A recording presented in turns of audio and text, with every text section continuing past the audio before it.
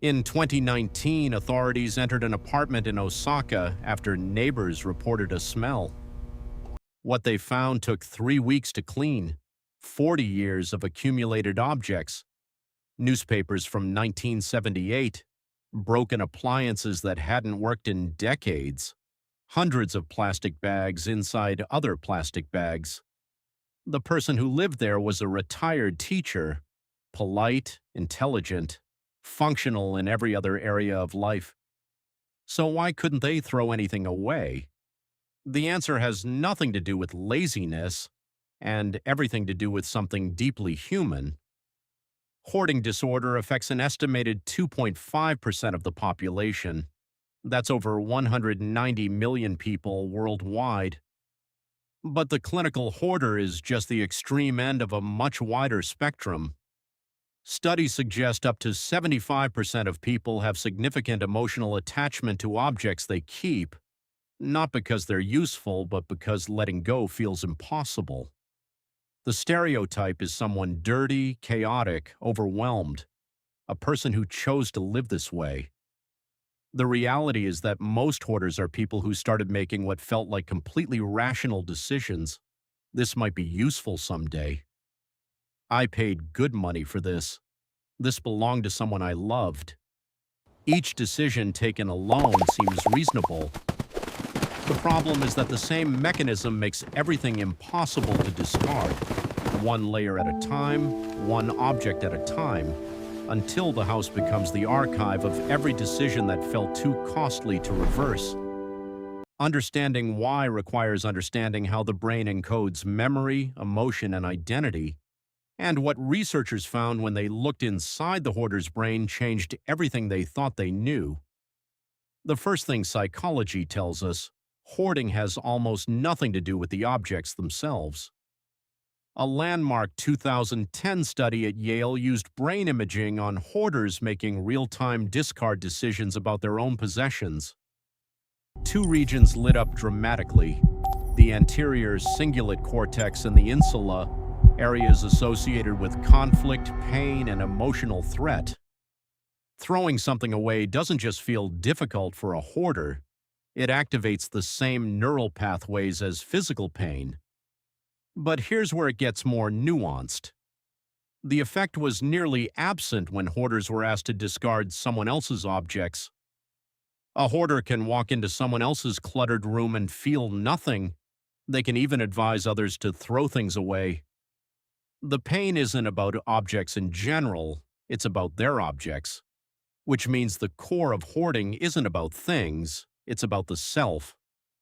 Psychologists call this the extended self theory, first proposed by consumer behavior researcher Russell Belk. The idea we extend our sense of identity into the objects we own, our possessions become part of who we are. For most people, this process is selective. Strong attachments form around a few meaningful objects. The rest go easily. For hoarders, the extension is far less selective. Almost every object accumulates meaning. Almost nothing feels safe to release. Discarding an object doesn't just feel wasteful. It feels like amputating a piece of the self. This is why logic doesn't work on hoarders. It's not a knowledge problem. It's an emotional cost problem. They know they have 6 broken toasters. The knowledge isn't the problem.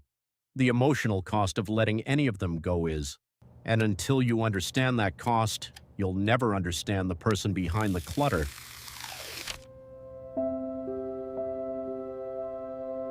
The second revelation about hoarding psychology is the one that reframes everything. A 2014 review of clinical studies found that hoarding disorder has a significantly higher co-occurrence with trauma than previously understood. Over 55% of clinical hoarders reported a significant loss event in the period before their hoarding behavior intensified: a death, a divorce, a serious illness, a period of severe financial instability. The objects didn't arrive randomly. They arrived as a response to loss.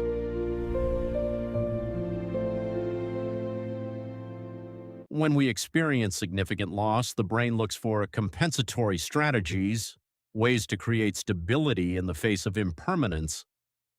For some people, that strategy is exercise. For others, it's work. For others still, it becomes the accumulation of objects. Objects don't leave. Objects don't die. Objects don't abandon you. In a world where the things that matter most can disappear without warning, a physical object represents something that stays. This is particularly true for objects that belong to people who are no longer there: a parent coat, a child's toy, a partner's book. Throwing them away doesn't feel like decluttering. It feels like losing the person. Goodbye, my love. There's a concept in grief psychology called continuing bonds theory. Healthy grieving doesn't require letting go of the relationship. For many hoarders, objects are the primary vehicle for those continuing bonds.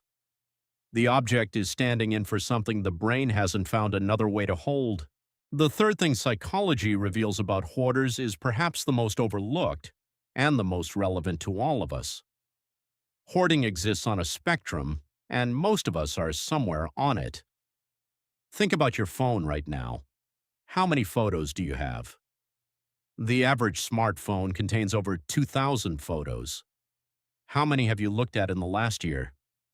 For most people, the answer is less than 5%. We don't delete them anyway. Because what if I need them? What if there's something important in there? Or think about your email inbox. The average person has over 200 unread emails and thousands they'll never open again. Digital hoarding follows exactly the same psychological patterns as physical hoarding. Decision paralysis, emotional attachment to potential future value, the same inability to let go of what no longer serves us.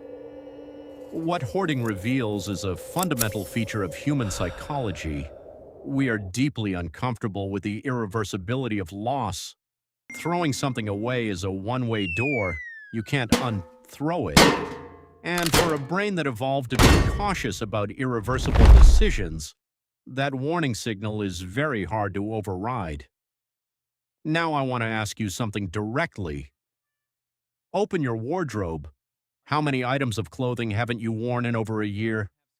Research suggests the average person wears only 20% of their wardrobe 80% of the time. But we keep the other 80%. Or think about the last time you actually deleted a conversation from your phone. That irrational hesitation, even for people you no longer speak to. We hoard experiences. We hoard possibilities. We hoard identities we're no longer sure we want, but aren't ready to let go of. The hoarder with 40 years of newspapers is doing the same thing you do when you keep the gym clothes you haven't worn since 2021. The question isn't whether you hoard, it's what you're holding on to and what it's costing you. If this made you look at your wardrobe differently, or your phone, subscribe to Extreme Psyche. Every week, one type of mind taken apart and put back together. Next week, the psychology of people who wake up at 5 a.m. every day. Spoiler, it's not just discipline. See you there.